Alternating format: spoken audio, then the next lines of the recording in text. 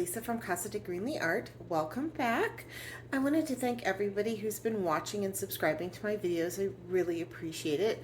If you are new here, please like, subscribe, and ring the alarm bell. It really helps me out. Today's project is going to be a big old experiment. So I found these little maps at Hobby Lobby, and I had an idea to magnetize them, paint over them, and then use little magnets for people to be able to put them wherever they live or where they've been. I have not quite figured out how to get the states on here yet. I have a Cricut machine, I don't remember how to pronounce it, where I think I can make a stencil to do it, but I have to get this scanned first, and it does not fit on my scanner. So that's number one. So I've got to try to figure this out.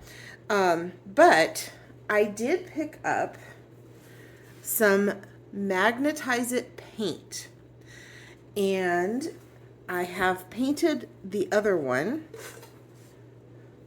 So this has got 3 layers of the magnetized paint on it. And then I have these itty bitty magnets. So it does work really well. So I'm really excited about that. But the question becomes then, once I do a layer of paint on top and then a layer of resin, will it still be able to magnetize through there? So that is our big question right now. So I did 3 layers of the magnetized paint. It is very, very thick. I used one of the sponge rollers to get it on. So now I am going to go ahead and paint this, resin it, and then we will test the magnets again and see if it still works. All right, I am going to go get prepped to do the paint, and I will be back. So I'm going to do a base of Pyloral Red by Amsterdam. I'm going to use a little bit of Titanium White by Amsterdam. Carolina Blue Shimmer by Porridge Posse Paints. Phthalo Blue by Liquitex. Metallic Blue by Artist Loft. A little bit of Pearl Sparkle by Holbein. And our good old 24 karat gold by Deco Art. I haven't used this in a while. I've been using the Pebeo iridescent fine gold, or precious gold. So I thought I'd throw this one back in there.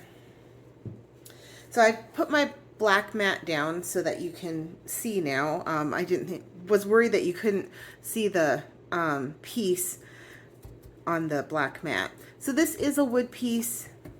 It's fairly thin. So I'm hoping that that's going to help in the resining process, that I'm not covering a huge thick piece or having to worry about covering a huge thick piece. So I'm going to go ahead and flood my canvas with the Pyloral Red.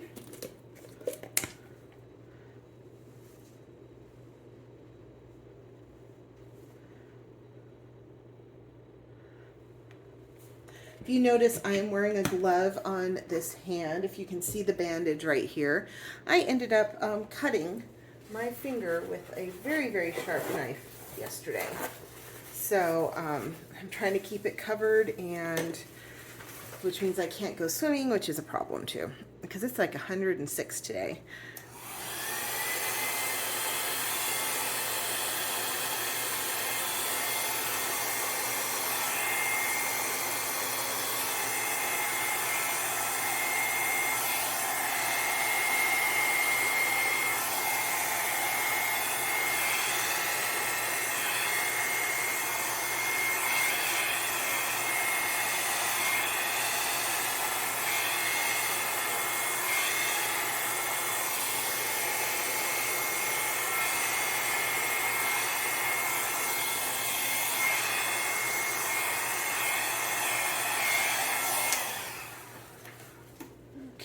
Get a little bit on the corners here. Looks like I have a little bit of streaking from the magnetic paint, which is kind of interesting. And it looks like I'm going to have to redo possibly some edges here. cover that up. Get a little bit more paint on the edges.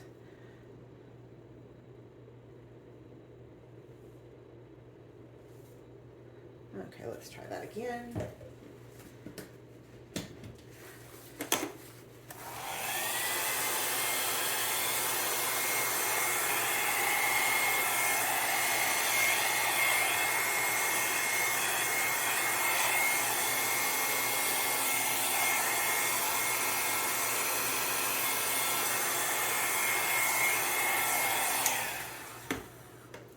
Okay.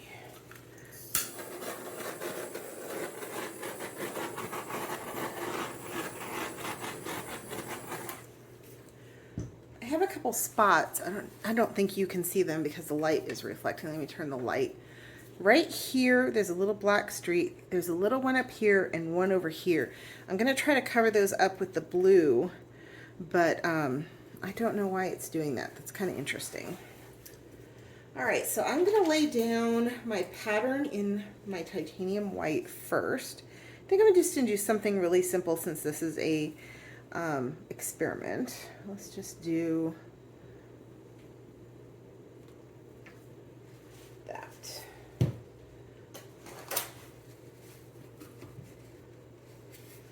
All right, let's start with the Carolina Shimmer.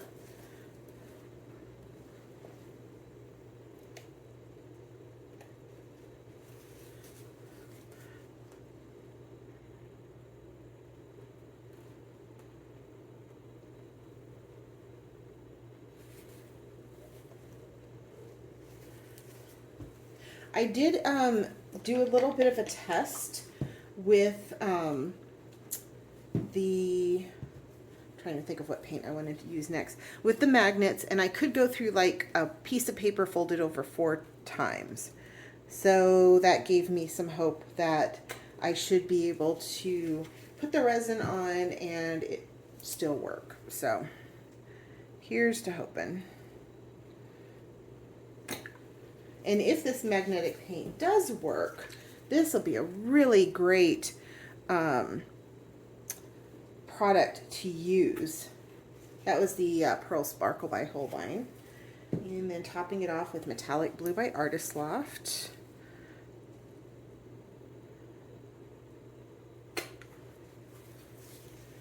I did buy some really gigantic, like 3-foot across maps also, so that's why I'm hoping this really does work. And then I figure out also how to like go in with a marker at the end and fill in the state shapes so that kids can use it.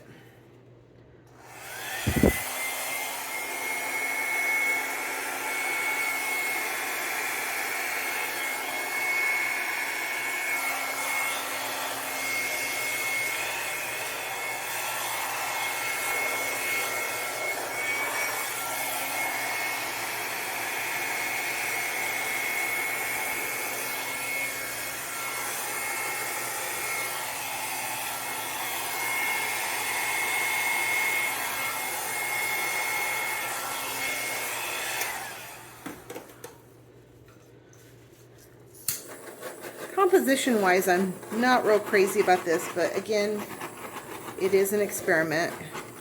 So we'll just see how this goes. Let me turn the light out of here so you can see it a little bit better. The cells are really pretty. Okay, I will be back when this is dry. We can test out the magnets on this before I resin it. See you back soon. We are back and it is dry, and let's test out how it works. Oh, this is working really great. Can you hear it pulling the magnets down? It's got some pretty good strength with it. I'm going to grab a piece of paper and see how it does with a little something in between. Okay, here's the paper doubled over. Oh yeah, that is perfect. And you can see, holding it with no problem. Let me go ahead, double up the paper.